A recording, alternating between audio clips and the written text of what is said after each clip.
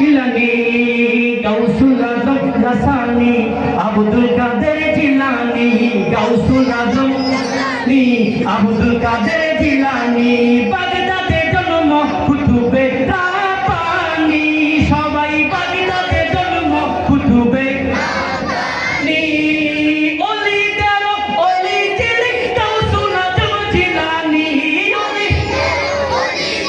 গাউসুল আজম জিলানী বাগদাদে জন্ম কুতুবে রাব্বানি বাগদাদে জন্ম কুতুবে।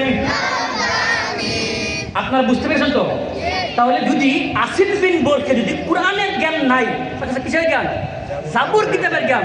আপনারা বলেন জাবুর কিতাব বড় না আমার কোরআন বড়? আমার নবী বড় না সুলাইমান নবী বড়? সুলাইমান নবীর উম্মত যদি পারে, খেয়াল করেন, সুলাইমান নবীর উম্মত যদি পারে, তো আমার নবী যে সমস্ত নবীদের নবী, আমার নবীর গোলাম, আমার নবীর উম্মত পাবে না? এই হচ্ছে আমার মূল টপিক। সময় কম, অনেক ওলামায়ে কেরাম বলুন আলহামদুলিল্লাহ।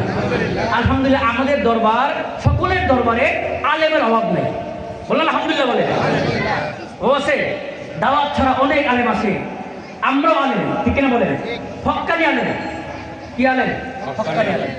কোনো অবৈধ বেশিরভাগ কোনো কাজ, গান বাজনা আমরা করি, দুর্বল করি, গান বাজনা, গাঁজা, মেয়ে পুরুষ একসঙ্গে লাফালাফি ফালাফালি আমরা করি। সুতরাং ভণ্ডের কোনো জায়গা এই দরবার শরীফে। হক সবসময় হক, ঠিক কিনা বলে? হক হক, বাতিল বাতিল, যত বড় হোক, ঠিক কিনা বলে?